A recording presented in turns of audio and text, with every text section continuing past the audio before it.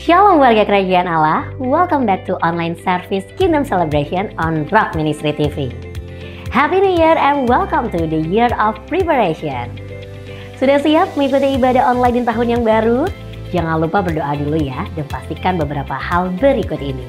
Periksa kembali device atau gadget Anda untuk memastikan kuota internet dan daya baterai terisi cukup untuk mengikuti ibadah dengan lancar.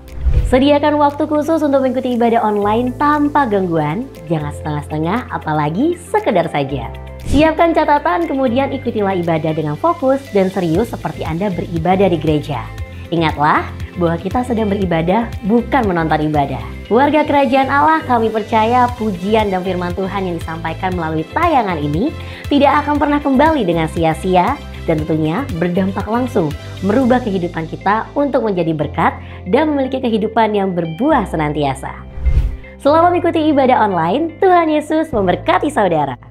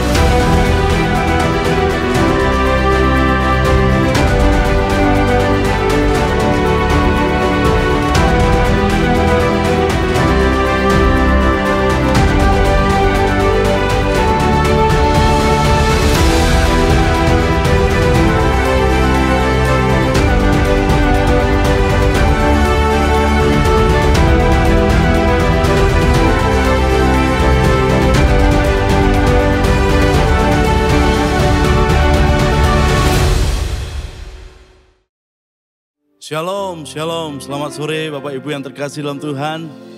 Apa kabarnya hari ini?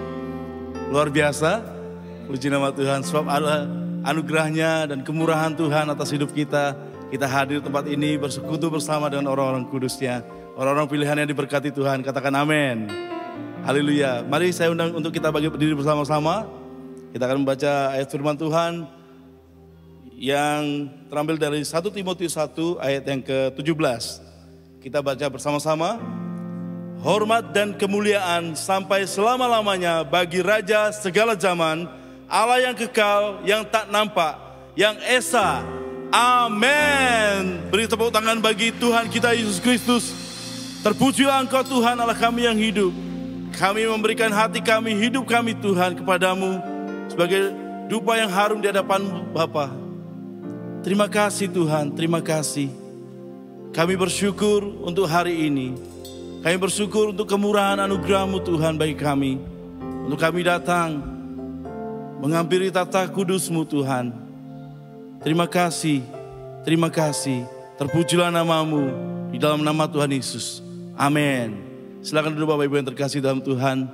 Kita nikmati hadirat di tempat ini.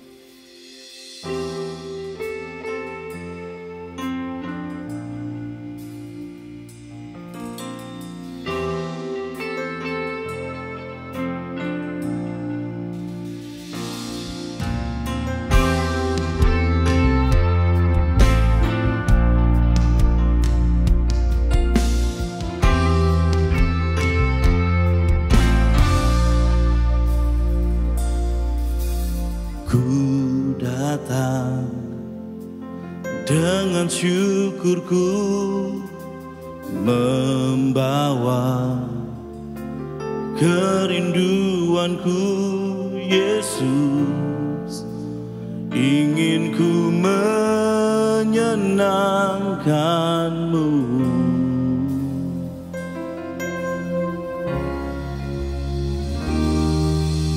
Karya-Mu indah bagiku, kasih yang menyelamatkanku, Yesus, inilah persembahanku.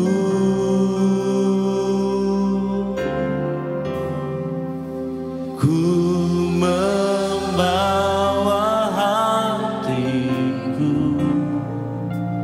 hanya Engkau di hidupku, Yesusku, Kau terindah, selamanya ku menyembah-Mu. Ku membawa hidupku, inilah persembahanku untuk Yesusku yang terindah, selamanya ku menyembah-Mu, Yesus.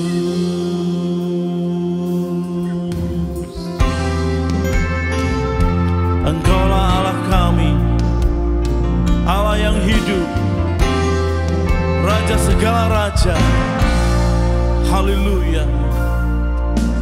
Ku datang dengan syukurku membawa kerinduanku, Yesus, ingin ku menyenangkan-Mu.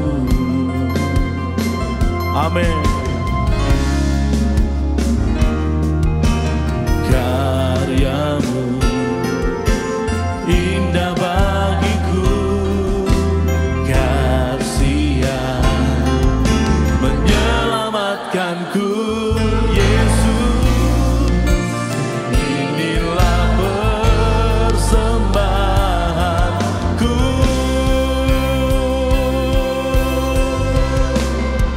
Ku membawa hatiku, hanya Engkau di hidupku, Yesusku, Kau terindah, selamanya ku menyembah-Mu. Ku membawa hidupku, inilah persembahanku untuk Yesusku yang terindah, selamanya ku menyembah-Mu, Yesus.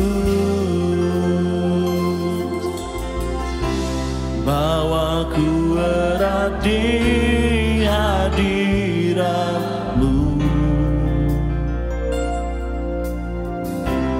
hatiku persembahan bagi-Mu. Oh, jiwaku tenang di hadirat-Mu. Amin. Hatiku aman dalam kasih-Mu. Bawa ku erat di hadirat-Mu, hatiku bersembahan bagi-Mu, Yesus Tuhan.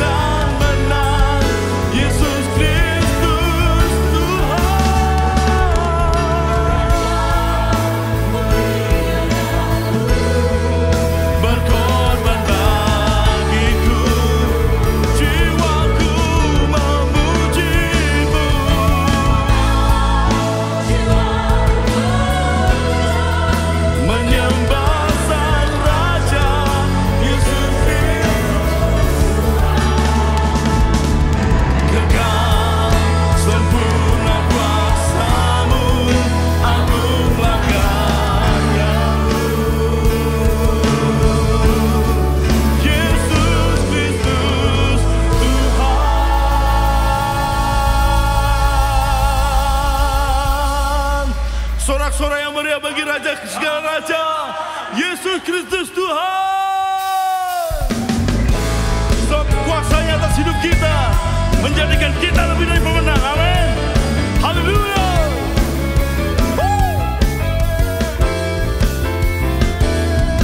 Come on. Terima kasih Tuhan.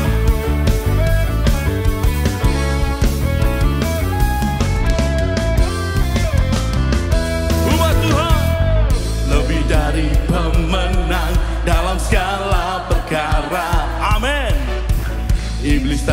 dikalahkan oleh kuasa darahnya. Jika Allah di pihak kita, siapa dapat melawan? Kita lebih dari pemenang, lebih dari pemenang. Come on. Hey. Iblis tak dikalahkan oleh kuasa darahnya. Jika Allah di pihak kita, siapa dapat melawan? Kita lebih dari pemenang. Syukur, haleluya. Kibarkanlah pancinya, Yesus Raja segala raja. Haleluya. Bangkitlah gerejanya, kita lebih dari pemenang. Hey! Terima kasih Yesus Tuhan. Syukur, lebih dari pemenang dalam segala perkara. Amin. Iblis tak dikalahkan oleh kuasa darahnya. Jika Allah di pihak kita, siapa dapat melawan? Syukur. Haleluya, haleluya. Kibarkanlah pancinya, Yesus Raja segala raja. Haleluya.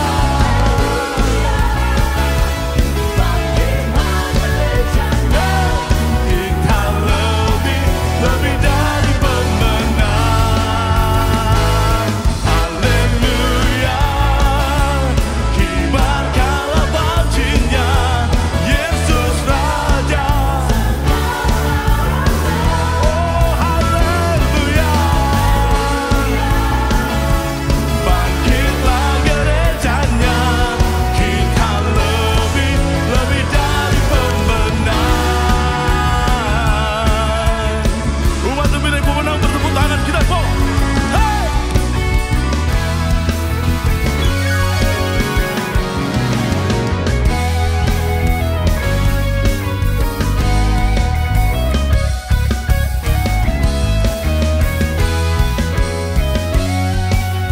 Syukur, haleluya. Oh. Kibarkanlah pancinya, Yesus Raja segala raja. Sorakan haleluya. Bangkitlah gerejanya, Come on. kita Lebih dari pemenang. Oh haleluya. Kibarkanlah pancinya, Yesus Raja. Engkau Tuhan. Haleluya. Bangkitlah gerejanya, kita lebih dari pemenang. Kita lebih dari pemenang. Saya lebih dari pemenang.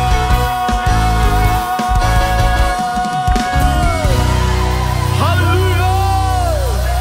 Segala kemuliaan hormat bagi Sang Raja Allah kita yang mulia. Come on.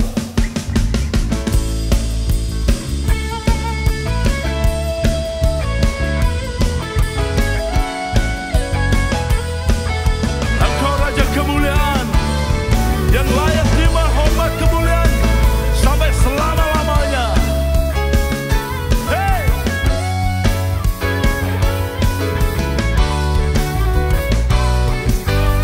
Rajamu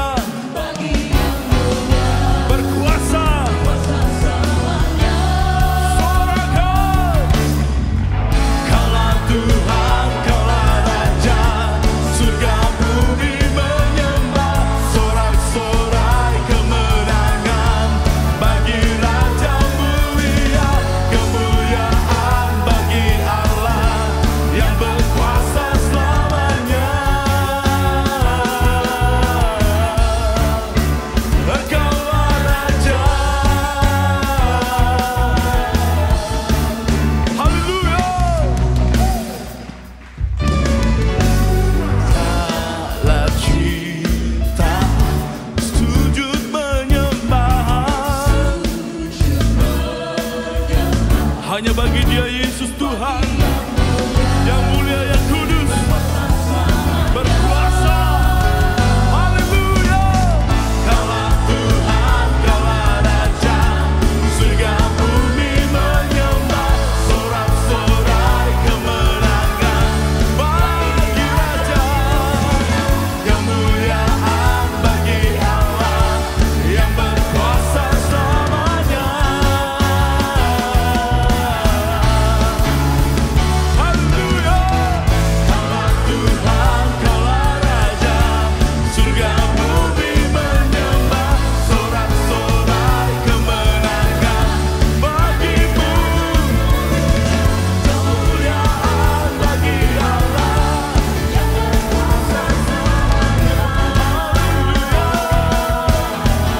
Surga, Engkaulah Raja.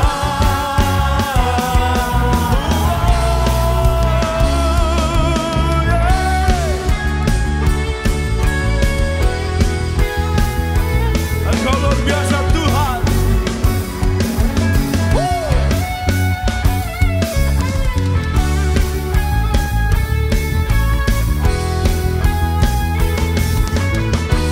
Segala umatmu, segala makhluk menyembahmu Tuhan.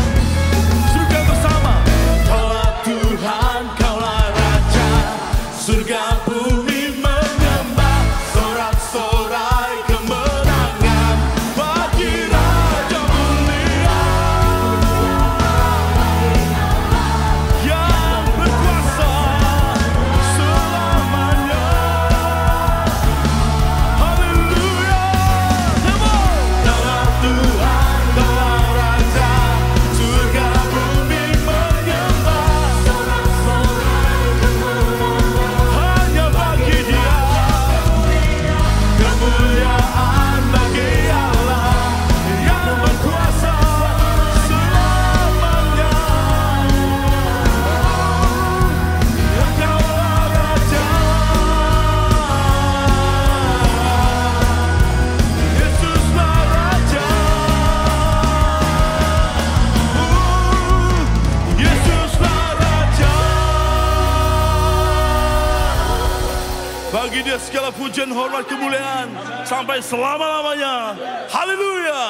Amin. Amin. Silakan duduk Bapak Ibu yang terkasih dalam Tuhan.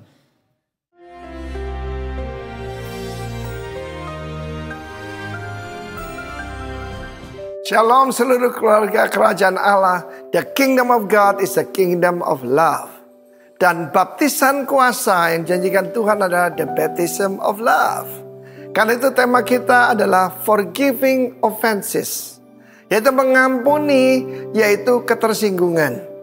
Ataupun pelanggaran atau apapun. Dan kita tahu, lebih mudah mengampuni orang yang jauh.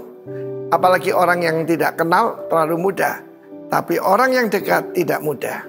Kita tahu bagaimana pertengkaran pertama terjadi di Taman Eden. Ada garden of pleasantness, pleasure.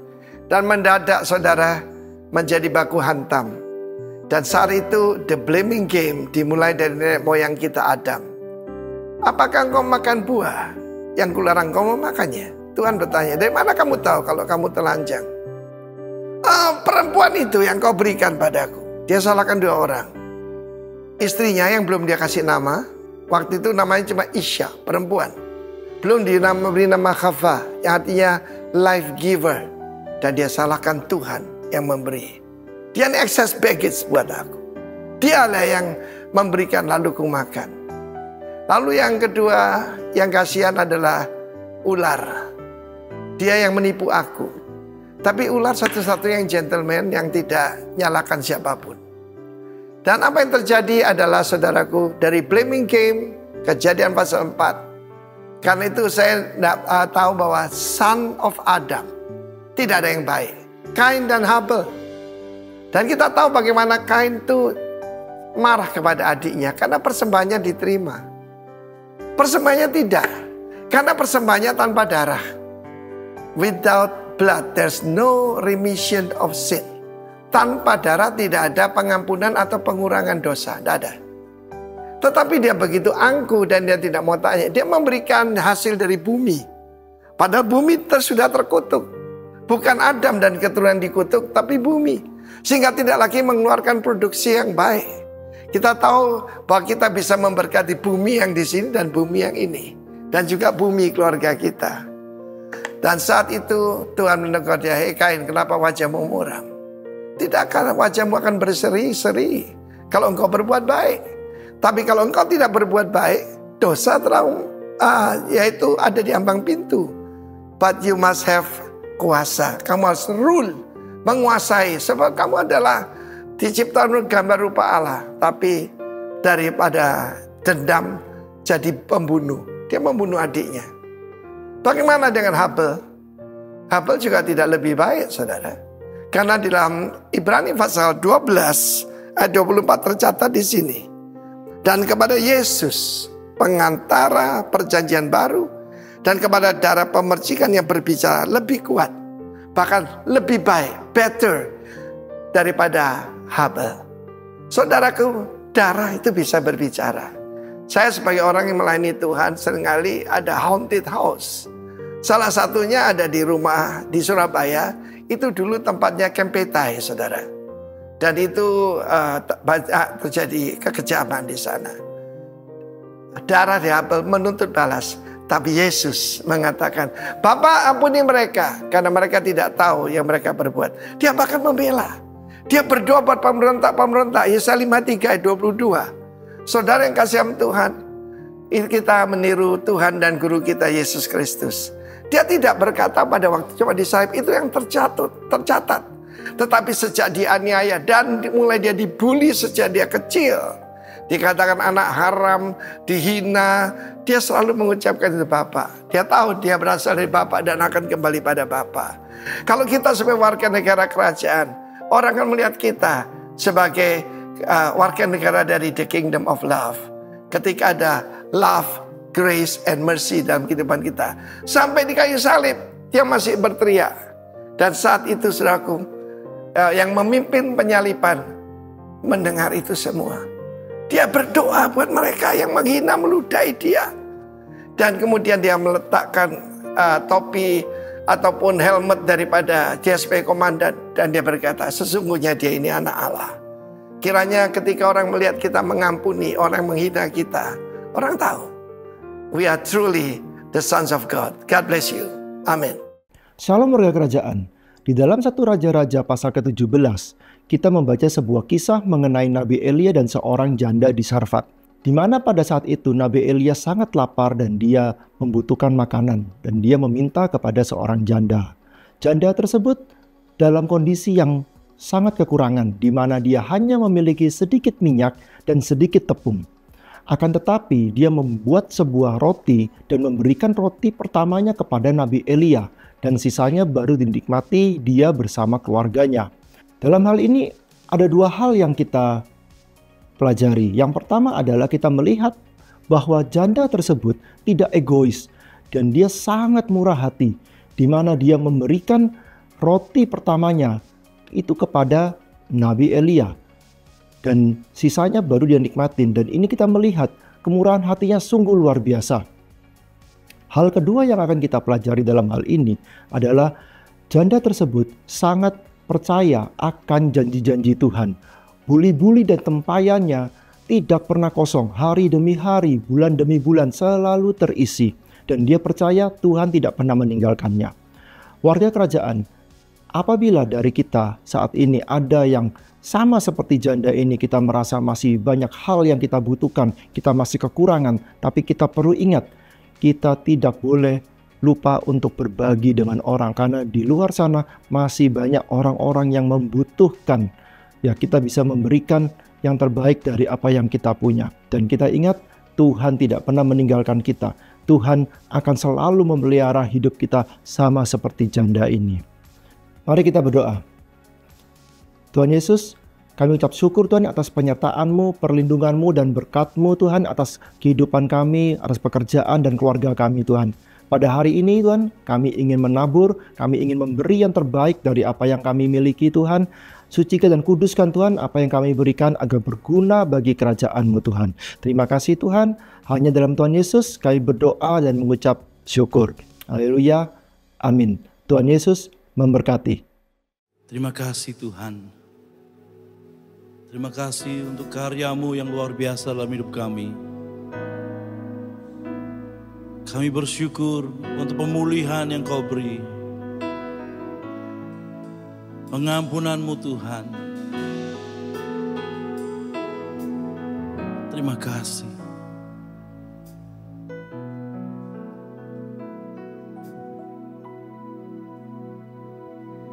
Sejauh timur dari barat, Engkau membuang dosaku.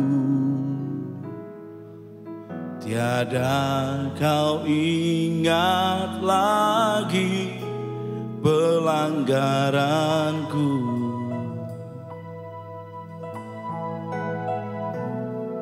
Jauh ke dalam tubir laut, Kau melemparkan dosaku.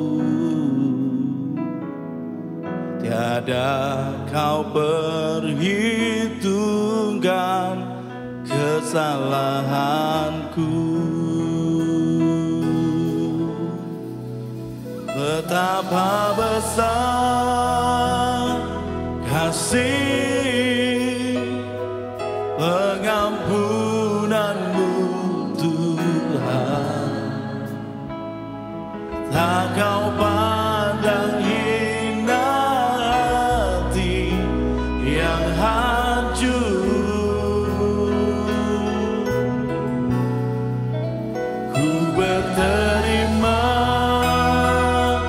kasih kepada-Mu ya Tuhan.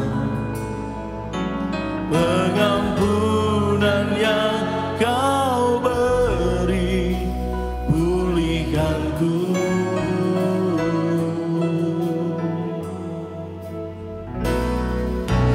Jauh timur dari barat, Engkau membuang dosaku. Tiada Kau ingat lagi pelanggaranku. Terima kasih Tuhan. Jauh ke dalam tubir laut, Kau melemparkan dosaku. Tiada Kau perhitungkan kesalahanku. Betapa besar kasih pengampunan-Mu Tuhan. Tak Kau pandang hina hati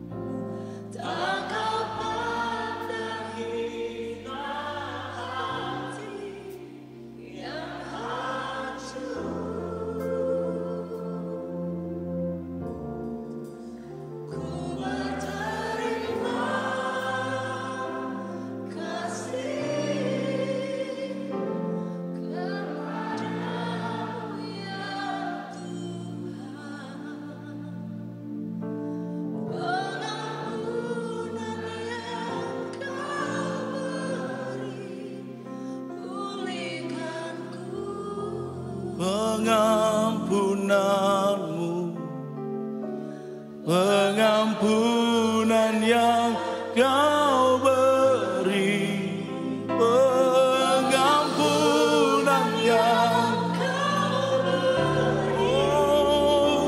pengampunan yang kau beri, pulihkanku.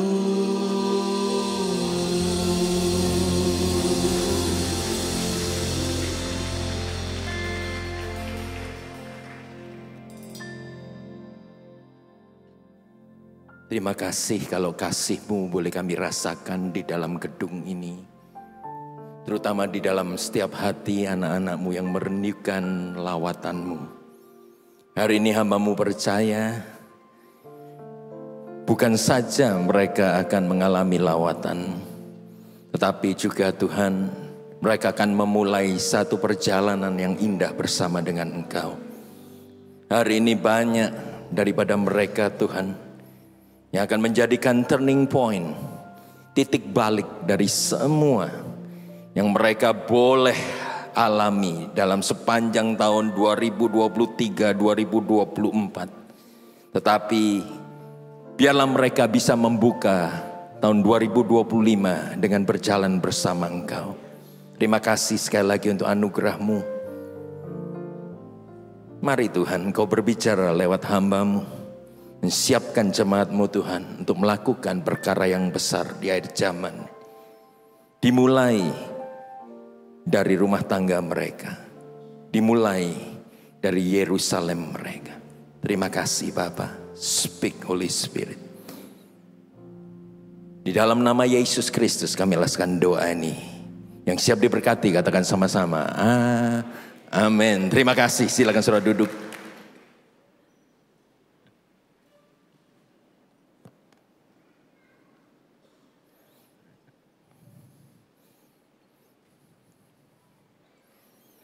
Bulan Februari ini kita memiliki satu tema yang baru, yaitu forgiving offenses, mengampuni pelanggaran-pelanggaran.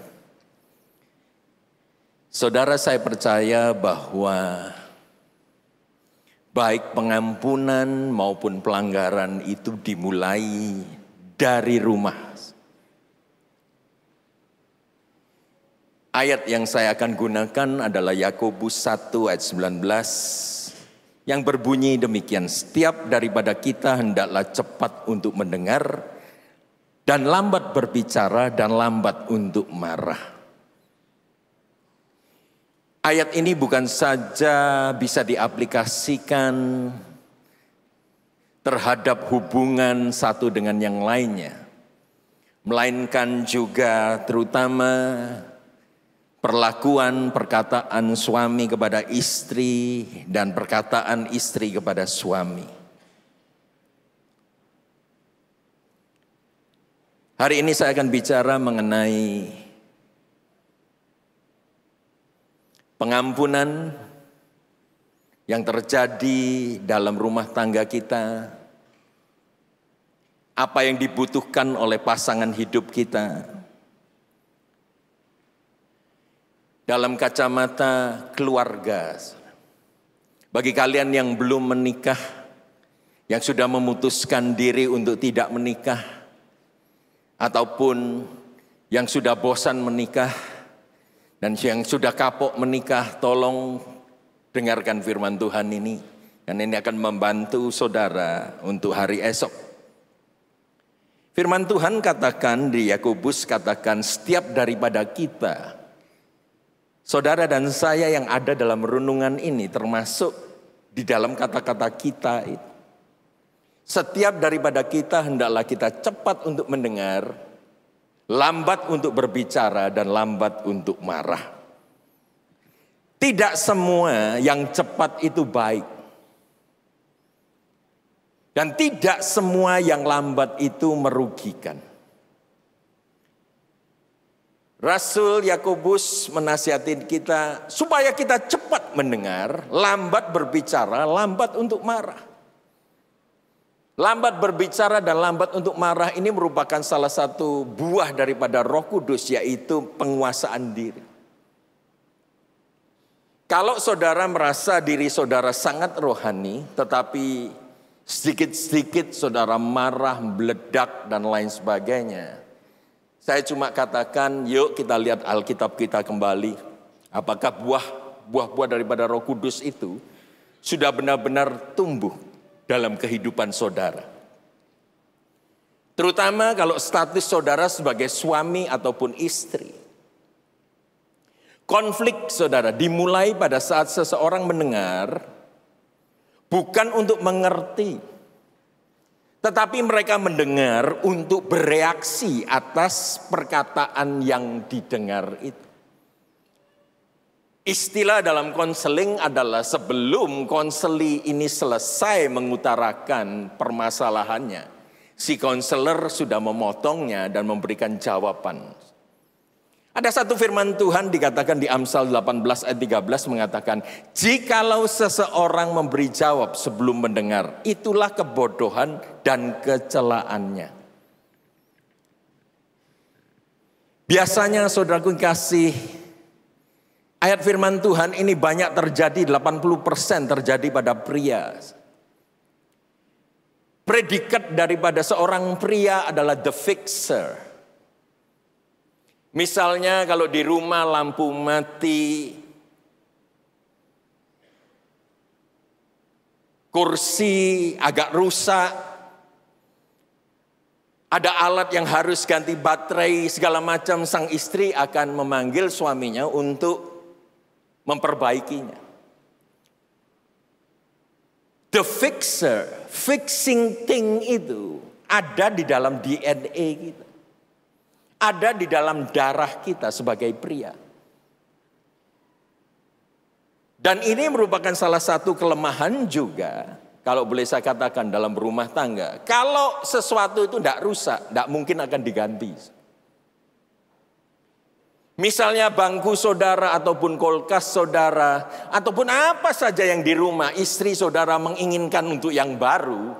Tetapi saudara katakan, kenapa harus ganti baru? Karena ini masih ada. Masih normal, masih bekerja.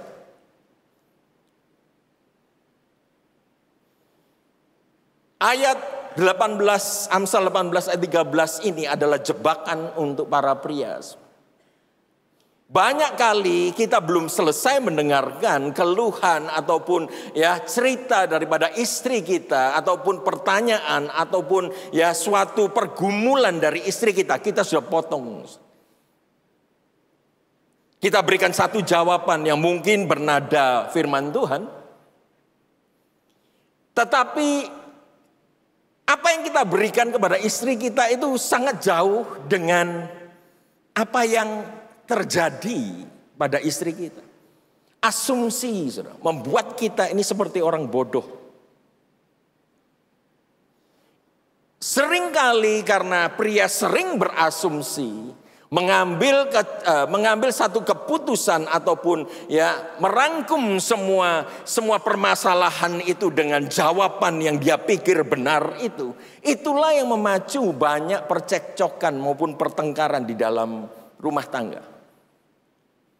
Saya mau tunjukkan the marriage of the world, pernikahan di dunia ini.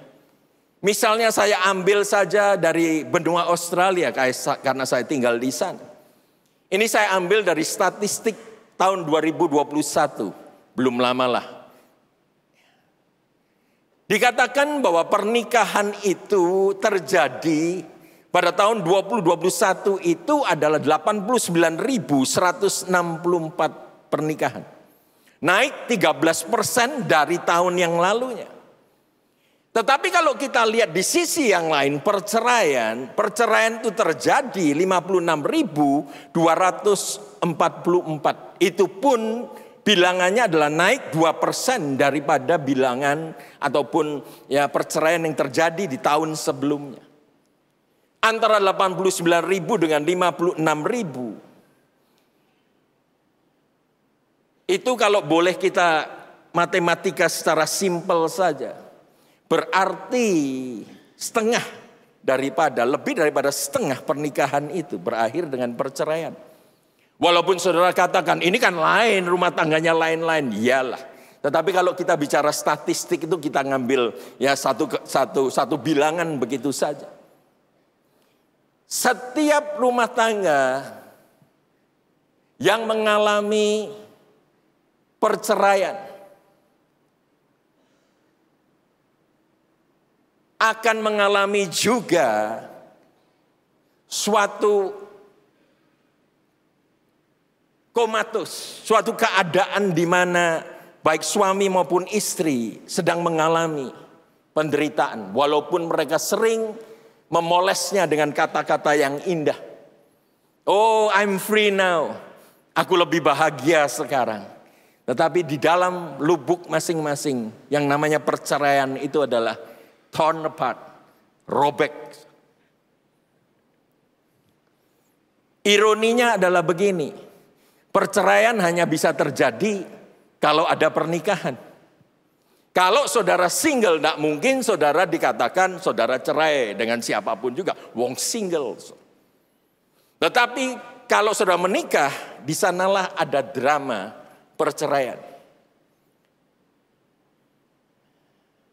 Inilah yang saya ketemukan problema di dalam drama rumah tangga, yaitu yang seorang mencari kedekatan dan yang lain inginkan kesendirian. Yang satu mengejar komunikasi, yang satu sudah capek dengan komunikasi, ingin me time. Yang seorang takut kehilangan pasangannya dan yang lain takut kehilangan dirinya. Andai kata ada istri di tempat ini yang selalu ingin mengetahui keadaan posisi suaminya karena kurang percaya dengan suaminya, mungkin pernah dikhianati. Sehingga setiap jam ditelepon, setiap jam diteks. Sang suami yang sedang membanting tulang, yang sedang kerja, bukan menikmati teleponan daripada sang istri maupun teks daripada sang istri. Bahkan dia bisa merasa bahwa sang istri ini intruder, pengacau dari pekerjaan dia.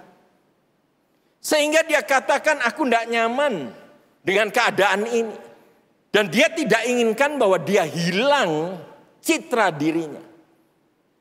Yang seorang takut kehilangan pasangannya. Dan yang seorang takut kehilangan dirinya. Yang seorang takut ditinggalkan. Tidak mau pisah. Tetapi yang lain takut tercekik dengan keadaan. Ini terjadi di rumah tangga. Baik rumah tangga Kristen juga. Saya ingin saudara mengajak saudara kembali ke awal mula saudara jatuh cinta. Ada divine attraction. Ada chemical yang Tuhan berikan kepada suami dan istri sehingga mereka itu bisa saling jatuh cinta, tertarik satu dengan yang lainnya, akhirnya memutuskan untuk mau membangun bahtera rumah tangga bersama. Survei demi survei menunjukkan bahwa alasan nomor satu kita menetapkan seseorang menjadi pasangan hidup kita adalah perbedaan yang ada di antara dua insan manusia. Saya tidak usah nunjuk orang lain, diri saya pribadi ya saya.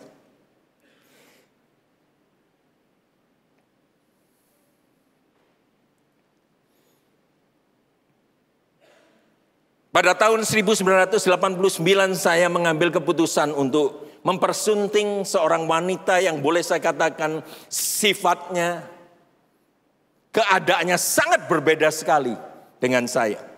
Bahkan berbalik.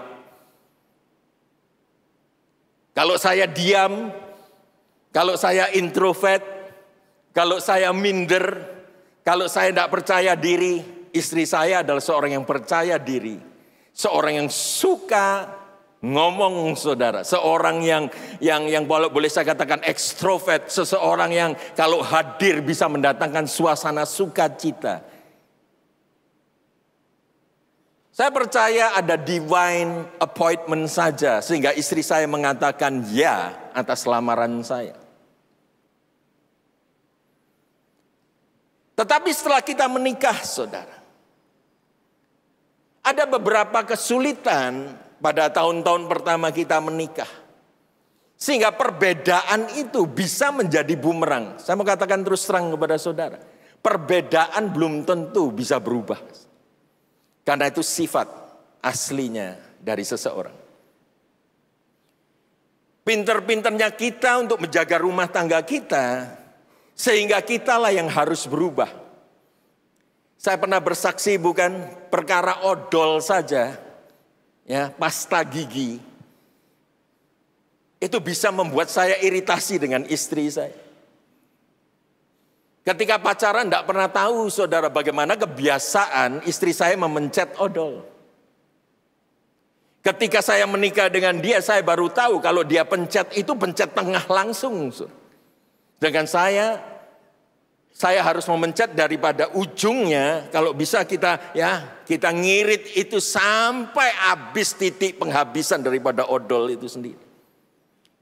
Ketika saya ketahui bahwa setiap pagi saya lihat odolnya modelnya kayak becak ketabrak truk begitu, saudara. Iritasi, saudara. Saya sudah ngomong puluhan kali tapi tetap begitu. Ini perbedaan. Akhirnya saya tahu persis mungkin istri saya sampai detik ini pun dia berusaha untuk mencet yang benar. Tapi kadang-kadang saya masih temukan juga. Odol itu bisa penyok, tidak tahu model bagaimana. Tetapi yang saya katakan kepada diri saya sendiri, kalau kamu tidak berubah, aku yang berubah. Akhirnya daripada saya iritasi semua, ya saya pernah bersaksi, saya beli 2 odol. Satu buat dia, satu buat saya. Kalau pagi lihat odolnya dia yang bentuknya tidak karuan begitu, saya langsung lihat odol saya, hati saya maknyes, saudara. Itu perkara kecil loh, saudara. Perkara mencet odol saja bisa menjadikan pertengkaran di dalam rumah tangga. Nah ini kalau saudara tidak pinter-pinter di dalam mengolah rumah tangga. Saudara, saya 35 tahun. Berumah tangga dengan seorang istri, dikaruniakan 3 anak. 2 anak saya sudah menikah. Sudah ada 2 cucu. Saya bersyukur atasnya. Tetapi saya masih belajar untuk mengerti istri saya. Nanti saya akan bersaksi, saudara, apa yang terjadi sebenarnya dalam rumah tangga saya. Tetapi bagaimana perubahan ataupun perbedaan itu bisa menjadi bumerang, bisa menjadi sumber konflik dalam pernikahan jika kita ini tidak pinter dalam mengolah ataupun mencari jalan keluar supaya kita ini tidak bertengkar.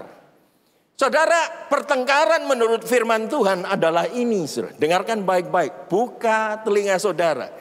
Memulai pertengkaran adalah seperti membuka jalan air. Jadi undurlah sebelum perbantahan mulai.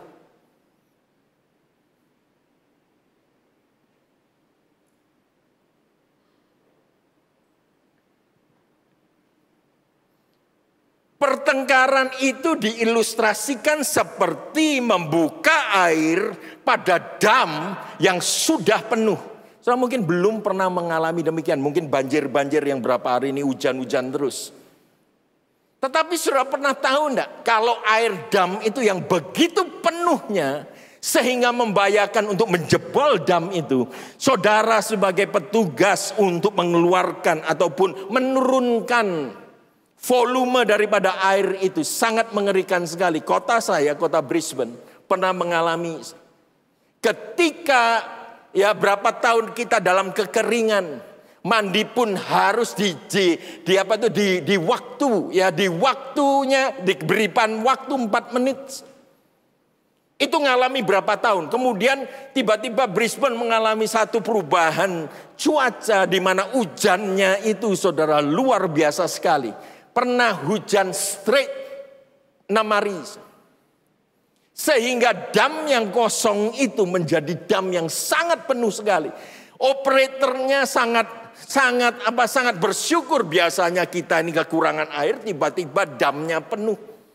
Tapi seorang ini tidak menyangka kalau hujannya terus menerus sehingga membahayakan. Penuhnya volumenya air yang ditambah terus itu membahayakan keadaan dam itu sendiri. Sehingga harus dirilis, harus dilepaskan.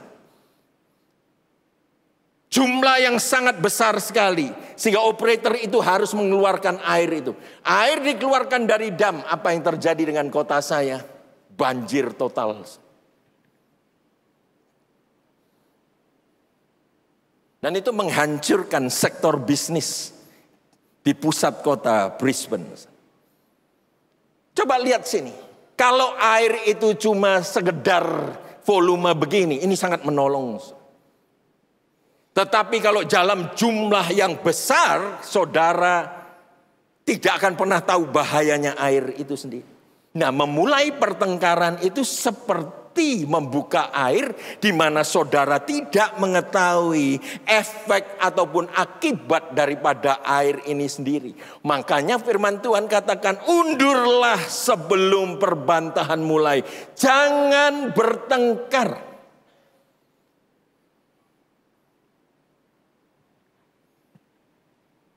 Kalaupun pertengkaran terjadi terutama antara istri dan suami, inilah yang saya ingin berikan kepada saudara. Ketika kita menyinggung seseorang, kita juga harus bisa memberikan kesempatan orang itu untuk berespon tanpa kita mempertahankan penilaian kita bahwa kita yang paling benar.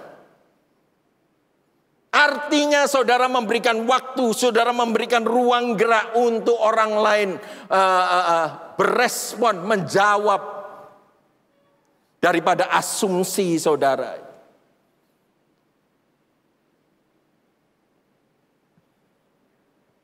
Pertengkaran pasti terjadi dalam rumah tangga kita.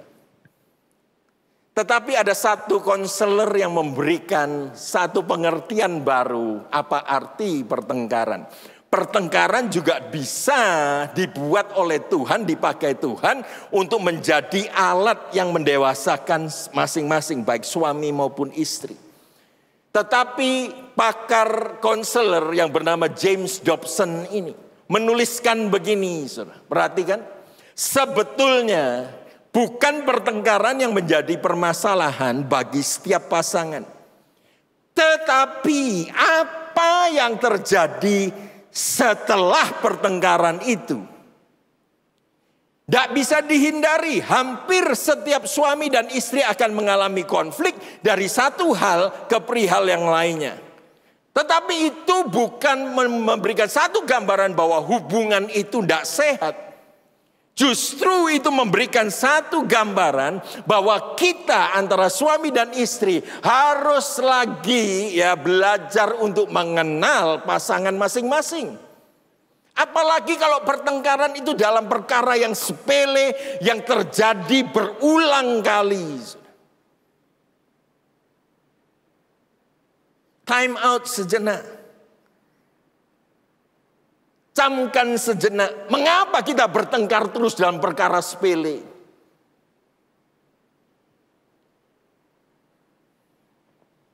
James Dobson mengatakan demikian. Yang terpenting adalah apa yang terjadi setelah pertengkaran. Dalam hubungan yang sehat, pertengkaran akan diakhiri dengan pengampunan. Forgiving offenses. Karena pengampunan ini sebagai lem yang merekatkan kedua pasangan lebih erat lagi setelah pertengkaran selesai. Dan saya harapkan hubungan yang sehat ini akan memberikan satu PR, pekerjaan rumah untuk kita. Bagaimana kalau kita ini harus lebih ngerti pasangan kita. Baik suami harus ngerti kepada istri, istri ngerti kepada suami.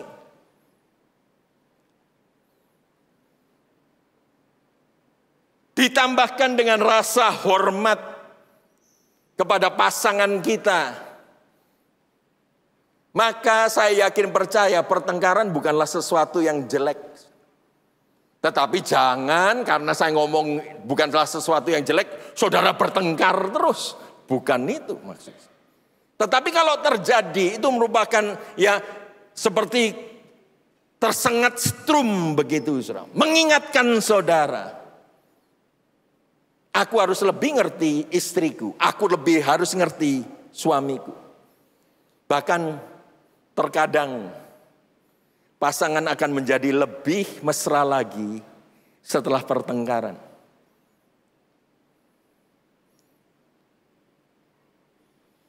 Kalau pertengkaran menjauhkan saudara antara suami dan istri, maka hal yang terbaik setelah pertengkaran adalah hubungan intim antara yang sudah dijauhkan ini menjadi intim kembali dengan hubungan badan. Tetapi saudara kasih, pertengkaran juga bisa terjadi dari hubungan yang tidak stabil. Kalau kedua pihak ini ada yang tidak dewasa, ada yang mau menangnya sendiri, ada yang kedagingan, ada yang belum selesai dengan kehidupannya, maka mereka akan saling menyakiti dalam pertengkaran.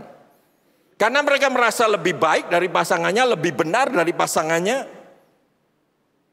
Nah, ini akan merambat saudara dari satu konflik yang dimulai kecil sekali menjadi konflik yang besar, saudara. Akhirnya hubungan suami istri tidak terjadi lagi. Bahkan rumah tangga saudara sedang ada dalam keadaan bahaya sekali. Saya ingin berikan satu tips dari kehidupan saya pribadi. Bagaimana saya mengatasi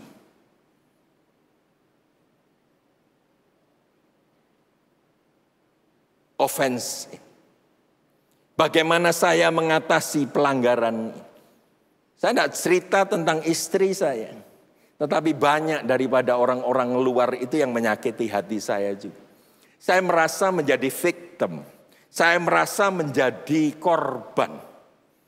Tetapi Tuhan pernah berbicara kepada saya, kalaupun kau merasa menjadi korban seperti aku di kayu salib, jadilah korban yang penuh dengan damai sejahtera. Apa maksudnya? Ini yang saya ingin berikan kepada saudara. Dengarkan baik-baik. Ini akan menolong saudara. Ini akan membuat saudara move on daripada keadaan, daripada kepahitan hati yang sudah bertahun-tahun bercokol di dalam hati saudara. The peaceful victim. Saya temukan dari seseorang yang menulis begini, life become easier when you learn to accept the apology you never got. Maksudnya apa? Hidup itu akan lebih mudah apabila Anda belajar untuk menerima permintaan maaf yang tidak pernah Anda dapatkan. This is deep. Ini dalam. Kalau saudara ataupun saya ambil saya sajalah. Kalau saya disakiti, saudara tahu apa yang terjadi dengan keadaan saya? Saya ingin sekali bahwa orang yang menyakiti itu mengerti apa yang saya alami dengan perbuatan mereka itu. Saya mencari validasi daripada orang yang menyakiti saya, orang yang mengkhianati saya, orang yang menghancurkan kehidupan saya. Seolah-olah saya ingin pegang katakan, kenapa engkau lakukan itu? Sehingga aku alami hal yang sangat menyakitkan ini.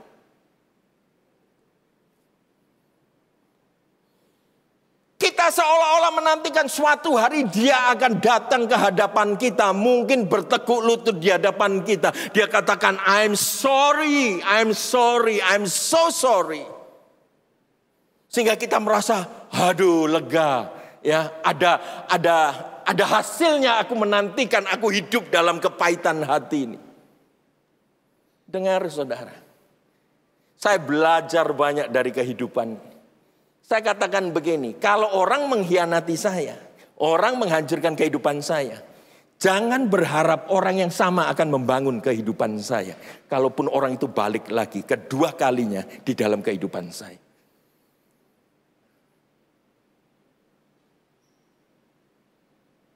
Nah, kalau kita menantikan dia meminta maaf kepada kita, itu berarti saudara menginginkan orang yang menghancurkan kehidupan saudara ini untuk membangun kehidupan saudara kembali.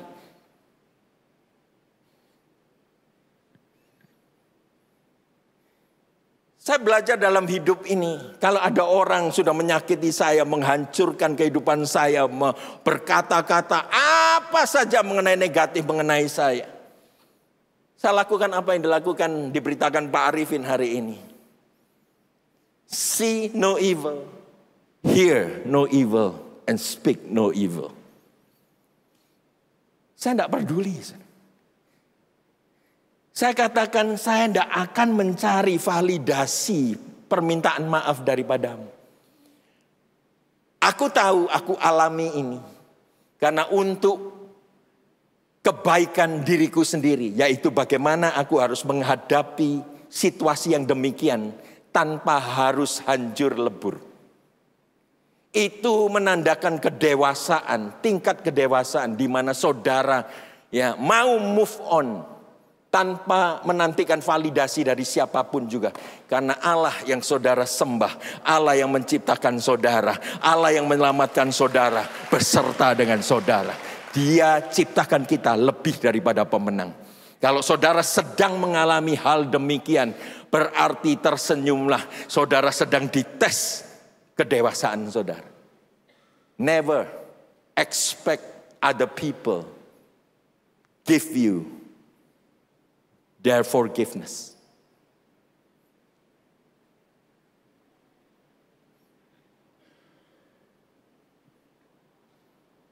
Kalau ini terjadi dalam rumah tangga saudara. Ya saya tidak tahu ya. Kalau rumah tangga mungkin masih setahun, 2 tahun, mungkin suaminya masih minta maaf kali kalau melakukan sesuatu yang salah. I don't know. Kalau 20 tahun apakah suami masih meminta maaf ataupun istri meminta maaf. Ya secara verbal. I don't know. Saya tidak.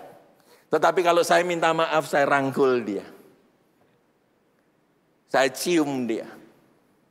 Dan dia tahu itu permintaan maaf saya.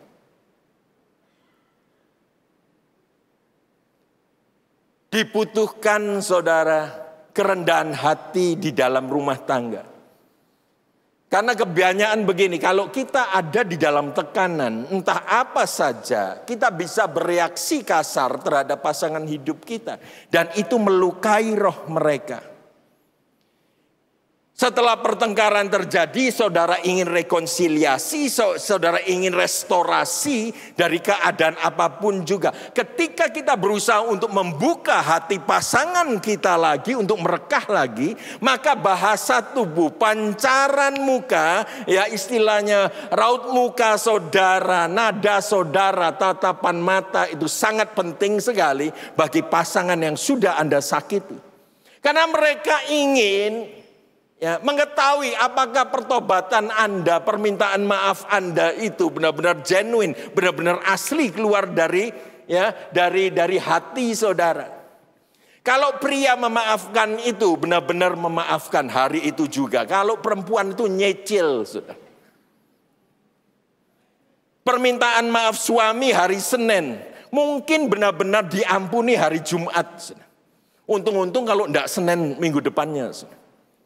Yang jelas dikatakan begini, perempuan akan selalu melihat validasi apakah benar-benar engkau itu minta maaf atas perlakuan.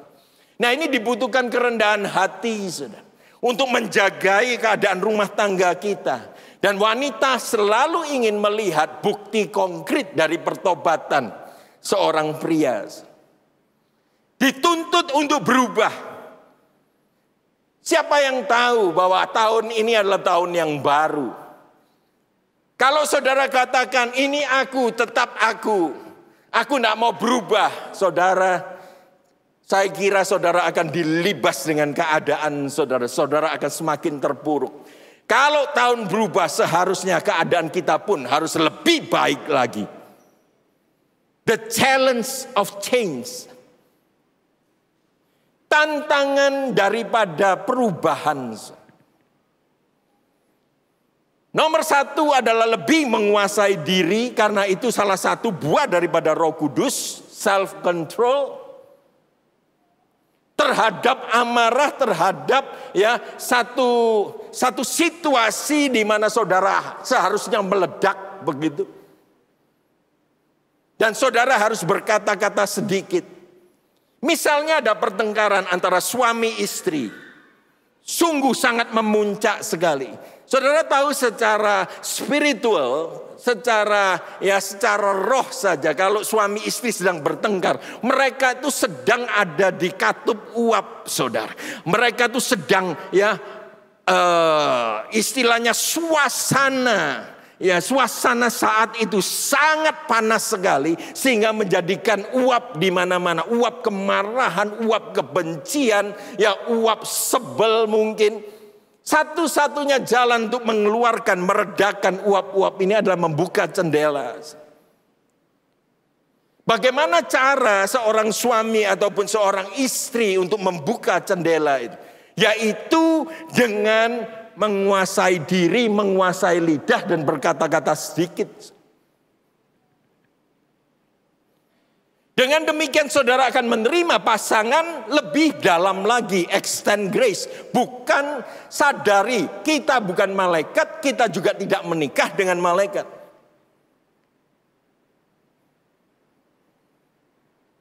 Kalau saudara lebih ingin mengalami jamahan Tuhan, meminta maaflah, sebab permintaan maaf itu merupakan satu keberanian tersendiri. Kalau seorang suami meminta maaf kepada istrinya, tetapi lakukan itu. Jikalau muncul lagi pada pertengkaran selanjutnya, seharusnya tadi saya sudah katakan, kalau kita bertengkar terus mengenai uang, mengenai persepuluhan, saudara, kita harus deteksi, kita harus mengetahui akar dari pertengkaran kita itu apa. Yang satu takut kekurangan, yang satu mengerti akan prinsip kingdom ini. Kalau kita tidak menerima, kita harus menabur. Kalau kita ingin mengalami harvest ataupun penuaian, kita harus menabur yang banyak. Mungkin satunya takut sekali, yang satunya tidak punya iman, yang satunya beriman sekali. Nah, yang kita bereskan itu bukan pertengkarannya, tetapi bagaimana kita solve the problem, bagaimana kita ini mengambil jalan tengah supaya pertengkaran itu tidak terjadi lagi. Kita harus bicara jujur juga sehingga tidak ada yang tersembunyi dari kehidupan kita. Saling menghormati, saling melayani, saling mengasihi. Lebih lagi, 35 tahun bukanlah waktu yang singkat, tetapi bukanlah suatu waktu yang boleh saya katakan I did it, aku sudah lakukan. Masih banyak tahun-tahun di depan saya, di mana saya harus belajar, di mana saya harus menabur lagi, menabur kebaikan kepada istri saya.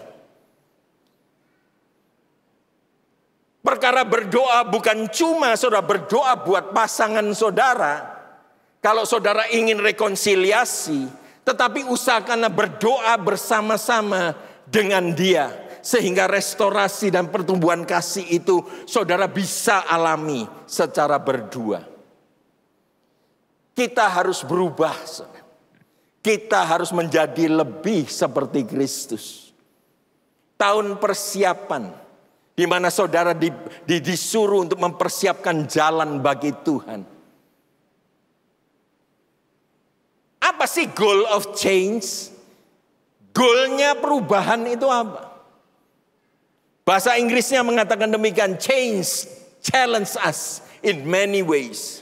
But this can all be distilled into one main challenge, a test of maturity. Perubahan memberikan tantangan bagi kita dalam banyak hal. Namun hal ini dapat diringkas menjadi satu tantangan utama. Kalau saudara mau berubah berarti saudara itu menghendaki kedewasaan terjadi dalam kehidupan pribadi kita. Saudara, saya sadari, saya dapatkan message ini baru minggu ini. Saya lihat khotbah-khotbah saya sepanjang 2023 dan 2024. Saya tidak pernah bicara tentang keluarga. Saya tidak pernah bicara tentang pernikahan. Why? Kenapa? Karena saya sedang mengalami tes of maturity ini. Next slide please. The maturity in marriage. Saya ingin sharing sebentar mengenai kedewasaan di dalam pernikahan.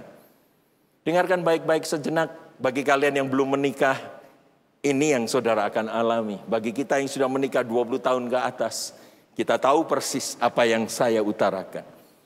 Tidaklah cukup untuk tahu siapa yang kita cintai.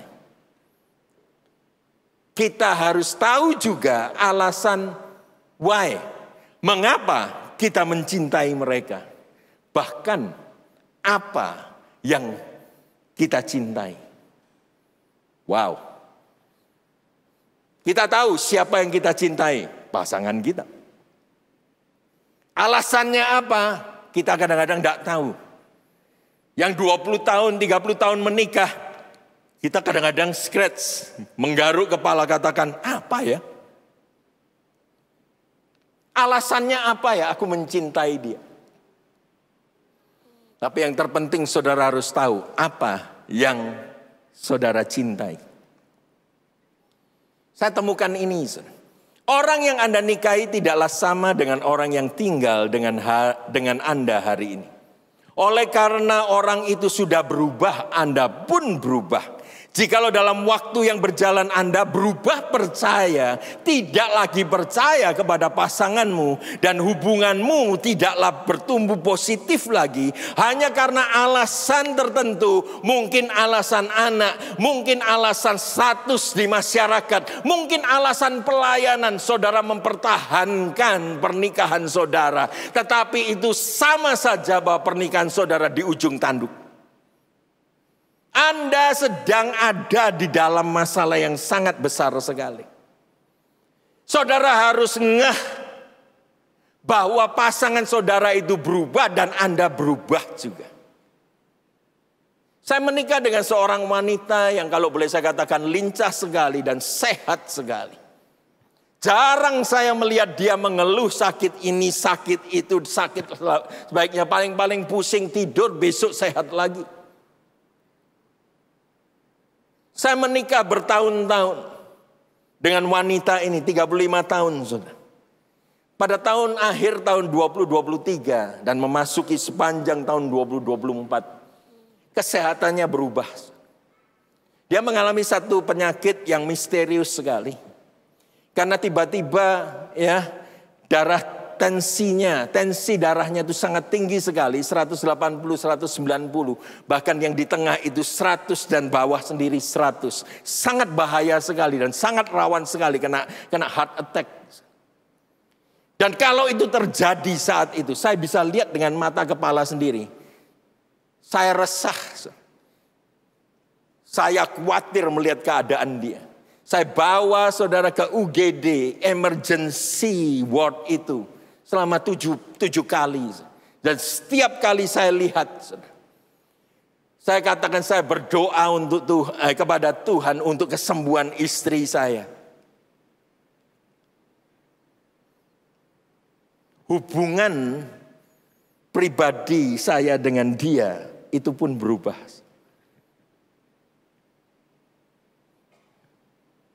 Kadang-kadang saya ngomong secara pribadi, mbok ya beriman.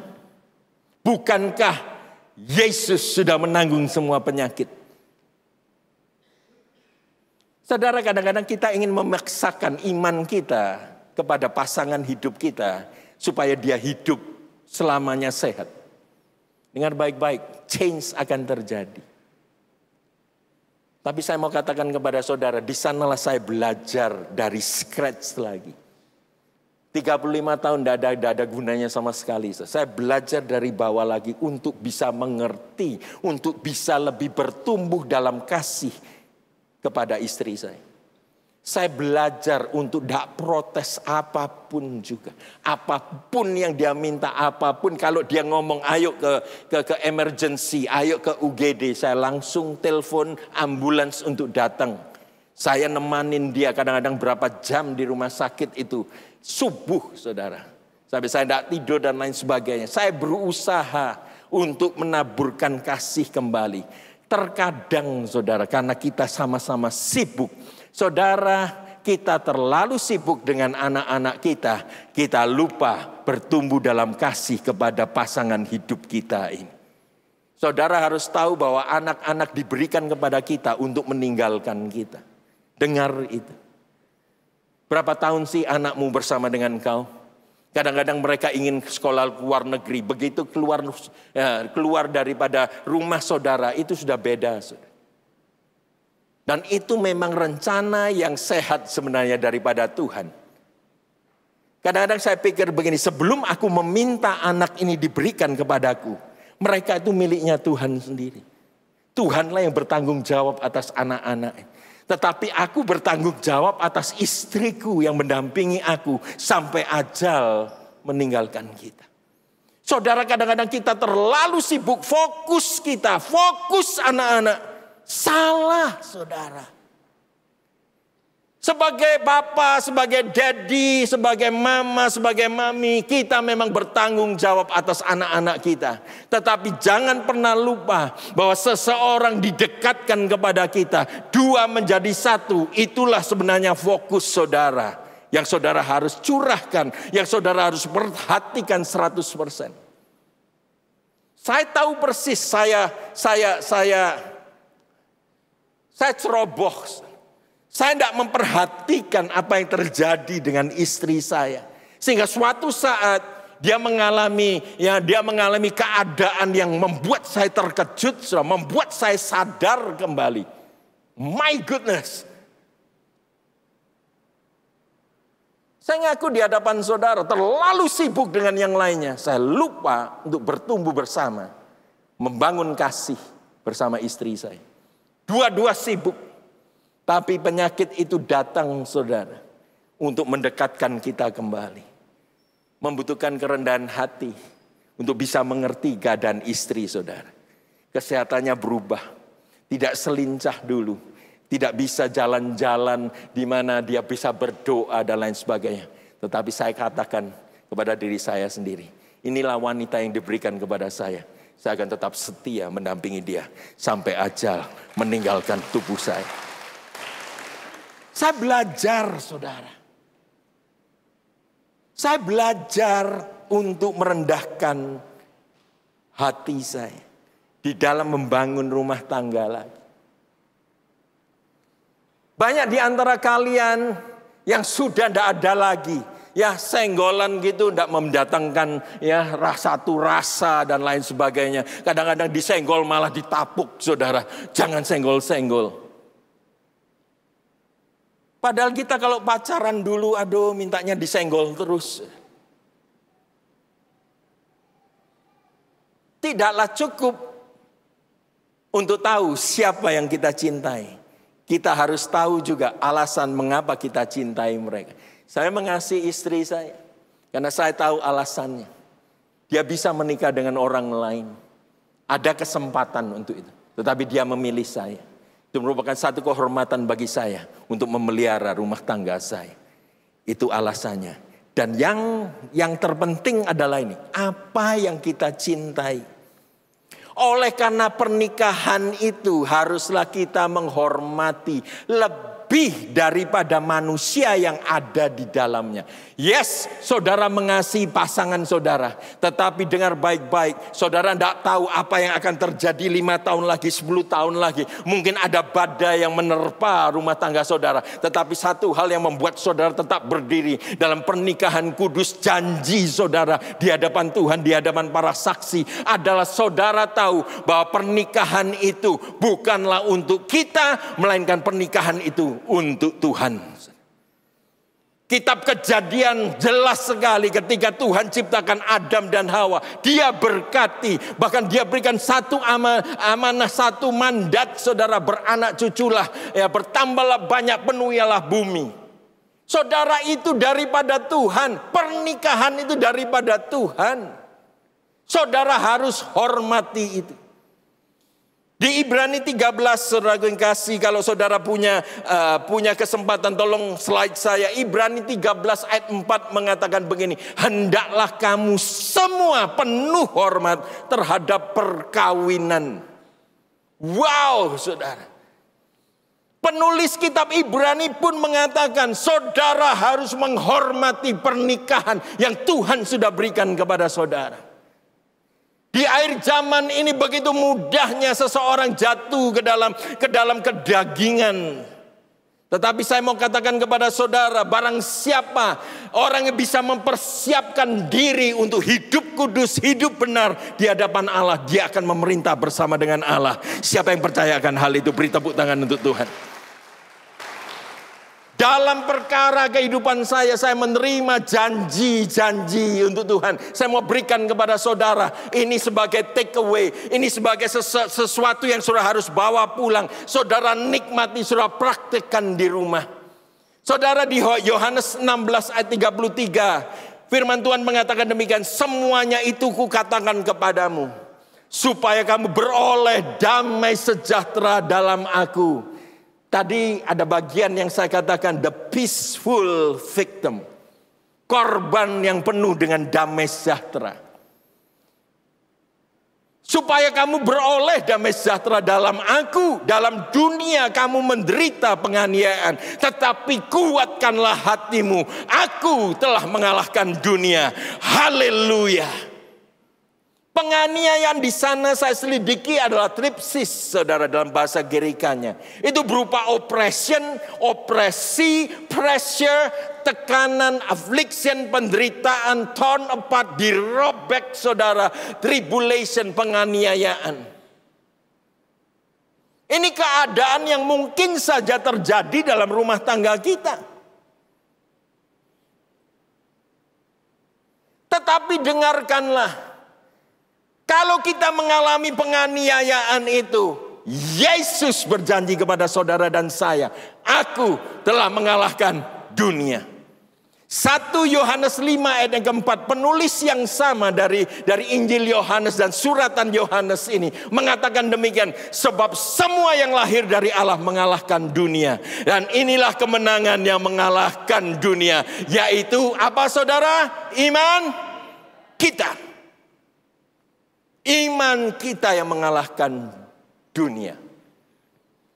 Nah, ini pelajaran iman yang sederhana saja. Saya ingin saudara membawa pulang dan mempraktekkan dalam keadaan rumah tangga saudara. Mungkin kesehatan saudara, mungkin ekonomi saudara, mungkin hubungan saudara dengan mertua dan lainnya, saudara. Rasul Paulus pernah menuliskan kepada anak rohaninya, yaitu Timotius. Dia berkata demikian, bertandinglah dalam pertandingan iman yang benar, rebutlah hidup yang kekal itu. Ternyata saudara, hidup kekal itu bukan saja diberikan kepada kita. Kita juga kadang-kadang ya rasa-rasanya kalau saudara sedang ada di bawah. Kalau saudara sedang mengalami penganiayaan, sedang mengalami problema dalam rumah tangga. Seolah-olah saudara tidak selamat lagi. Seolah-olah saudara katakan, why I have to experience this. Seolah-olah saudara tidak hidup kekal lagi, tidak punya hidup yang kekal ini. Tetapi Rasul Paulus katakan kepada Timotius, bertandinglah, fight a good fight of faith. Bertandinglah dalam pertandingan iman yang benar dan rebutlah hidup yang kekal yang sudah diberikan kepadamu, yang seolah-olah engkau izinkan iblis untuk menggesernya, memberikan keraguan-raguan dalam hatimu, memberikan kekacauan dalam pikiranmu, sehingga engkau merasa engkau tidak selamat lagi, engkau tidak hidup lagi di dalam Tuhan lagi. Saat ini engkau harus bangkit dari keterburukanmu. Engkau harus fight a good fight of faith. Beri tepuk tangan untuk Tuhan Yesus. Fight a good fight of faith. Kenapa saudara? Karena di Kolose 2 ayat 14-15 dikatakan, ketika Yesus mati di kayu salib, dia telah melucuti penguasa-penguasa di udara. Dia telah melucuti kerajaan kegelapan itu. Dibuat tontonan bahwa Yesus adalah pemenang. Nah, bagaimana kita bisa menerima kemenangan dan karya Kristus di atas kayu salib? Apa sih peranan kita dalam peperangan iman ini? Sering kali kita kalah dalam peperangan sebab kita salah masuk peperangan. The wrong fights. Don't get in the wrong fight. Jangan masuk ke peperangan yang memang tidak didesain, engkau tidak dipanggil untuk berperang saat itu. Misalnya, saudara tidak dipanggil untuk berperang dengan pikiranmu. Saudara tidak dipanggil untuk berperang dengan emosimu. Saudara tidak dipanggil untuk berperang dengan gejala-gejala yang terjadi kepada tubuhmu, ataupun perasaanmu, ataupun keraguanmu, ataupun kecemasanmu. Yang terakhir, ataupun ketakutanmu. Saudara tidak dipanggil dalam hal itu. Satu hal yang saudara harus saudara harus sadari, Tuhan panggil kita untuk bertanding dalam pertandingan iman yang benar dan yang luar biasa itu. Fight a good fight of faith. Nah, apa sih isinya fight a good fight of faith? The content of the fight of faith is this one. Peperangan kata-kata yang keluar dari mulut kita. Kalau saudara selalu negatif melihat situasi, melihat gejala yang saudara alami, maka saudara sudah kalah terlebih dahulu. Tetapi Rasul Paulus katakan fight a good fight of faith. Perkataan saudara, perkataan. Ketika iblis menggoda saudara, membisikkan sesuatu yang negatif, jawablah dengan firman Tuhan. Ketika ketakutan datang menyerang saudara, jawablah dengan firman Tuhan. Ketika kecemasan datang menghampiri saudara, jawablah dengan iman Tuhan. Ketika iblis mengetuk pintu hati saudara, bukalah pintu itu dengan iman yang benar saudara. Sebab Roma 10 ayat 8 mengatakan demikian. Firman itu dekat kepadamu, yakni di dalam mulutmu dan di dalam hatimu. In your mouth and in your heart. Firman itu dekat dengan mulutmu dan di dalam hatimu. Maksudnya adalah firman yang kau percayai di dalam hati, engkau harus ucapkan. Siapa yang setuju dengan saya? Beri tepuk tangan yang mantap. Firman Tuhanlah yang punya kuasa, saudara. Fight a good fight of faith. Bagaimana itu? Percaya firman Tuhan, katakanlah, maka keadaanmu akan berubah, saudara. This is how you enforce the victory that Jesus has made yours.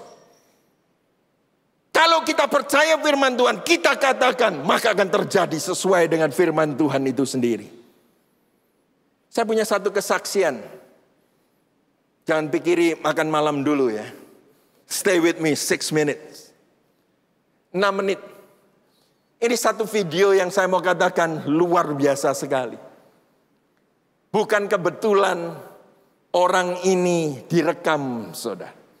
Saudara, namanya seorang pendeta, Dwayne Miller. Tahun 1990 dia mengalami satu bakteri ataupun satu virus, saya tidak dijelaskan di sana, yang menyerang pita suara dia. Sehingga dia bisa berkata-kata sebagaimana saudara dengarkan suara saya, ini suara normal saudara. Tetapi dia mengalami serangan pada pita suaranya sehingga suaranya berubah menjadi serak sekali, bahkan tidak enak, tidak nyaman untuk didengar. Dia sudah punya mimbar, dia sudah punya jemaat. Karena terserang dengan penyakit begini, dia sudah konsultasi lebih daripada 200 orang. 200 dokter. Semua dokter angkat tangan katakan, ya mungkin hanya Tuhan yang bisa sembuhkan. Akhirnya dia turun saudara. Dia pindah ke kota lain, dia harus serahkan mimbar, dia serahkan gerejanya kepada penerusnya. Dia pindah ke kota Houston di Texas itu, dia duduk sebagai jemaat di sana. Gembala lokal tahu bahwa orang ini adalah seorang pengajar, seorang preacher yang baik. Kalaupun suaranya sudah tidak keruan, saudara yang kasih, dia masih, gembala lokal ini memberikan kesempatan kepada Dwayne Miller untuk mengajar suatu saat di satu kelas Sunday School begitu. Sunday School di sana bukan saja anak-anak kecil, melainkan guru-guru sekolah minggu maupun orang tua daripada anak-anak itu hadir juga. Dan Dwayne Miller sedang mengajarkan dari Mazmur 103, saudara. Ya, Mazmur 103 ayat 1 sampai 4 mengatakan demikian. Pujilah Tuhan, hai jiwaku. Pujilah namanya yang kudus, hai segenap batinku. Pujilah Tuhan, hai jiwaku. Jangan lupakan segala kebaikannya. Ya, Dia yang mengampuni segala kesalahanmu, yang menyembuhkan segala penyakitmu. Dia yang menebus hidupmu dari lubang kubur, yang memahkotai engkau dengan kasih setia dan rahmat. Saudara, ketika dia mengajar kelas itu dengan ayat demikian, dia sendiri struggle, dia sendiri bergumul. Bagaimana mungkin dikatakan Tuhan menyembuhkan segala penyakitmu, sedangkan dia sedang mengalami penderitaan ini selama 2 tahun, tidak ada yang bisa menyembuhkan suaranya. Tetapi dia mengaktifkan iman dia percaya akan firman Tuhan. Dia katakan kepada para pendengar dia katakan, biarlah firman Tuhan di mana dikatakan Tuhan menyembuhkan segala penyakit. Kalaupun aku menderita penyakit itu, aku menjadikan Tuhan sebagai Tuhan dan aku sebagai aku. Let God be God and let me be me. Saudara akan dengarkan satu cuplikan ini dalam bahasa Inggris. Tetapi saudara akan lihat mujizatnya. Kalaupun saudara tidak ngeh bahasa Inggris apapun juga, cuma ngertinya yes and no, I love you, begitu saja, saudara pun akan ngerti. Ini mujizat terjadi. Multimedia, tolong putar video. What I'm about to play for you is real audio from a real person named Dwayne who is actually healed, and you can hear it happening real time. Here's the backstory. Dwayne Miller was a pastor in Texas, and in 1990 he contracted a flu, and it ruined his vocal cords. After seeing like 200 doctors, he had to step down from being a preacher because his voice was so raspy. It was like the worst case of laryngitis, and his voice was always like that. So he stepped away from being a pastor, and 1 year, 2 years goes by. They moved to Houston. And finally, 2 years later, they were attending a church, and the other pastor says, hey, man, I know the gift of God on your life. Would you consider teaching this Bible study? We're going through Psalms. And he reluctantly didn't want to do it, and then he finally said yes. And what he was assigned to teach on was Psalm 103, which is beautiful, but one of the lines talks about God being a healer. And Dwayne was wrestling with this because he, a man of God who had been used to preach, couldn't even preach any longer because of his voice. And this is actual audio of him teaching that Bible study class. Let's listen. So when the psalmist writes, and he Crazy heals voice, huh? all of my diseases, let me say to you that I believe God still heals. That hasn't ended. That is not over. Now you have to be careful on how you do this, because there are folks who carry things to an excess, and it becomes a show. And God has never intended that be what it is. God heals in His sovereign will. I don't know why God does things that He does, but I know that He does. And the only thing he requires of me is to allow him to be God and me to be me, and let it be. To say that, since we don't have anything after the book of Acts, that miracles ended at the book of Acts and they never happen again, is equally as wrong. Because you have put God in a box both ways. And he doesn't want to be in the box. So, the psalmist says, I'm excited. Bless the Lord, O my soul. One of his benefits is he heals all of my diseases. And in verse 4 he says, and he redeems my life from the pit. Now I like that verse just a whole lot. I have had, and you have had in times past, pit experiences. He's starting to figure it out. We've all had times when our life seemed to be in a pit, in a grave.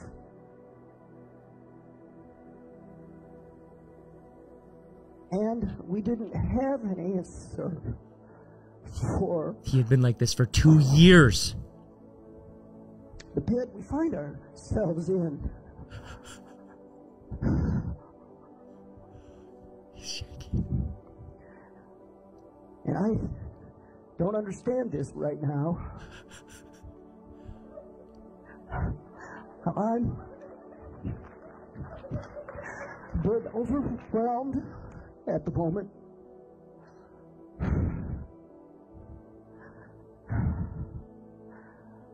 I'm not quite sure what to say or do.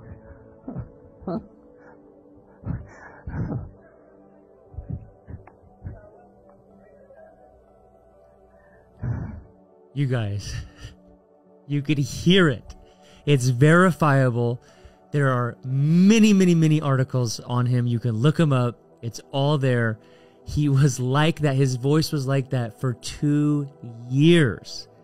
And as he's teaching on Psalm 103, even declaring to have faith in God, even though he was not healed, God healed him in the moment. It's absolutely incredible. And as incredible as it is to hear that audio and his response, and I got the goosebumps, it's just one of countless miracles that God has done and is still doing today. Now, I also want to say, I don't. Cukup di sana. Coba lihat kemari sebentar. Tuhan bisa sembuhkan Dwayne Miller kemarinnya. Ketika mungkin kumpul dengan keluarganya. Tuhan lawat, Tuhan sembuhkan. Bisa. Tuhan bisa juga sembuhkan dia setelah pengajaran daripada Bible study class untuk esok hari. Tuhan bisa lakukannya. Tetapi saudara lihat di sini, ketika dia taruh imannya kepada firman Tuhan yang dia ajarkan, sesuatu terjadi dalam kehidupan dia. Saudara, saya tidak tahu bagaimana respon saudara melihat kesaksian Tuhan muncul begitu saja. Tahun ini 2025, saya harapkan saudara mengalami challenge, mengalami tantangan untuk mau berubah. Tahun ini adalah tahun titik balik saudara, di mana saudara sudah digojoh oleh iblis, digojoh oleh kerajaan kegelapan itu bertahun-tahun. Dalam nama Yesus, tahun ini akan menjadi tahun kemenangan saudara. Siapa yang percaya, tepuk tangan untuk Tuhan Yesus. Firman Tuhan yang sama yang dibawakan oleh Dwayne Miller saya ingin berikan bagi saudara. Ayat yang ketiga, ini yang akan terjadi bagi saudara. Dia yang mengampuni segala kesalahanmu, yang menyembuhkan segala penyakitmu.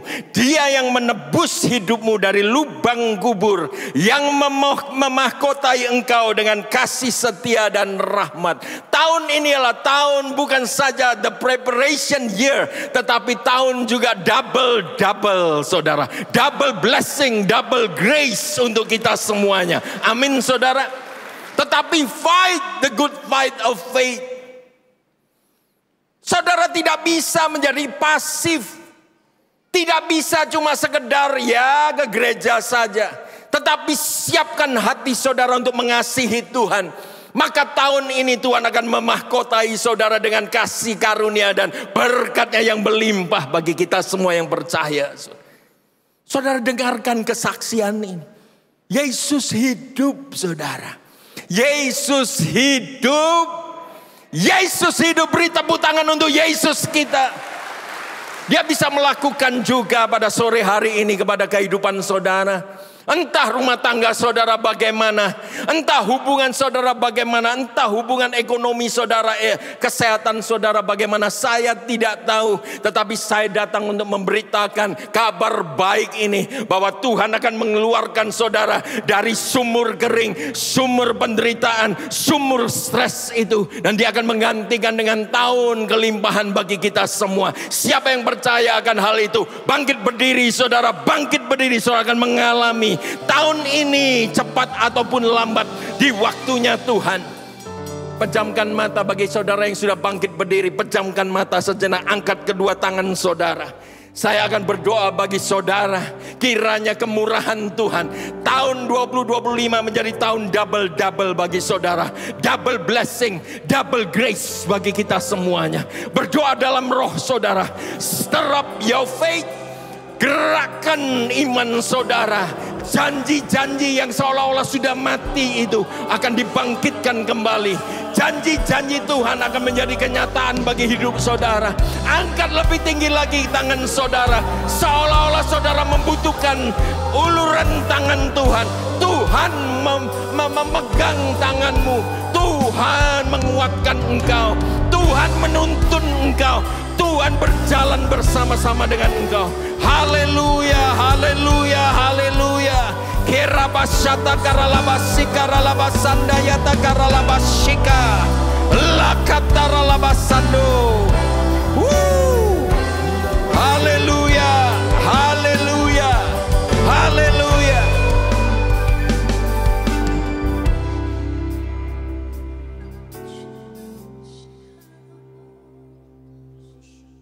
Kita akan masuk dalam perjamuan kudus. Kinayadara dalam suasana tetap lawatan Tuhan di tempat ini. Kita mengikrarkan iman percaya kita. Kita memeteraikan dengan perjamuan kudus ini.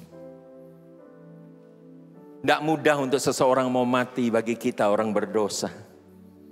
Tetapi ketika dia katakan it is finished, itu juga berarti semua masalahmu Dia yang take over. Jangan give up dengan kehidupan. Don't let life kill you. But let life, God's life, arise within you. Angkat rotimu tinggi-tinggi kalau saudara sudah menerimanya. Sekali lagi, Tuhan ingin mendengarkan ikrar saudara. Kinayasata karalabas. Sekali Yesus tetap Yesus. Sekali Yesus tetap Yesus. Sekali Yesus tetap Yesus.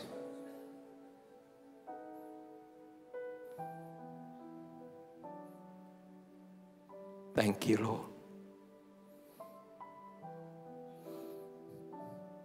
Surga ingin mendengarkan jawaban daripada saudara ketika tantangan arti daripada perjamuan kudus ini. Jika Anda mengerti, pastilah saudara menjawab. Bukan saja keluar dengan suara lantang, tetapi iman percaya saudara dibubuhi dengan suara yang lantang. Bukankah roti yang kita angkat tinggi ini merupakan persekutuan kita dengan tubuh Kristus? Apa jawabmu? Kita makan dalam nama Yesus, terimalah hidup kekal.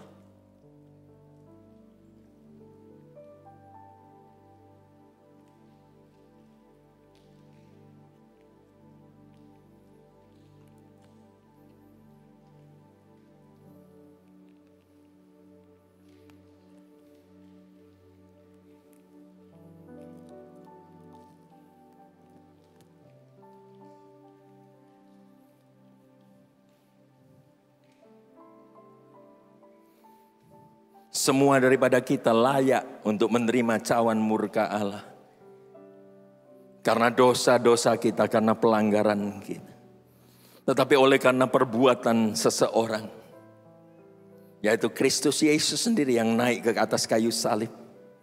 Ketika darah tercurah daripada lambungnya, dia berkata, kepadamu nyawaku kuserahkan. It is finished. Maka apa yang terjadi? Cawan murka Allah dirubah menjadi cawan berkat bagi kita semua yang percaya.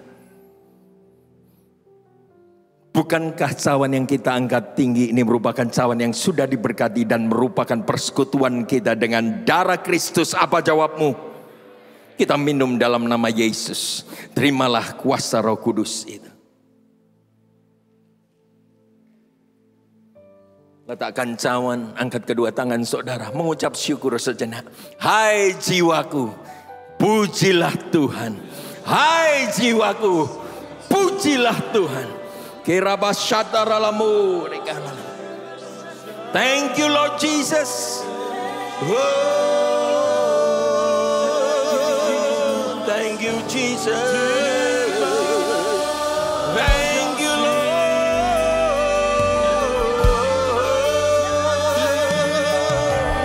You are so great, oh Lord. I worship an awesome God. Praise be the name of the Lord. Hallelujah. Kiranya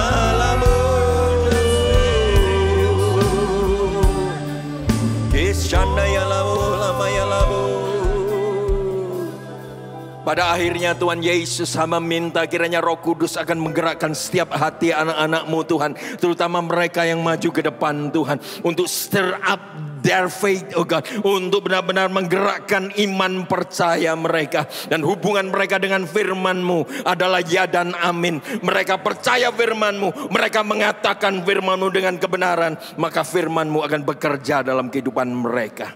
Itu yang akan terjadi dan banyak akan ada kesaksian. Bagaimana Engkau menyelamatkan mereka. Bagaimana Engkau merestorasi mereka. Terima kasih untuk sore hari ini. Terima kasih Bapa. Di dalam nama Yesus kami sudah diberkati. Katakan sama-sama. Amin. Tuhan memberkati. Silakan sudah duduk.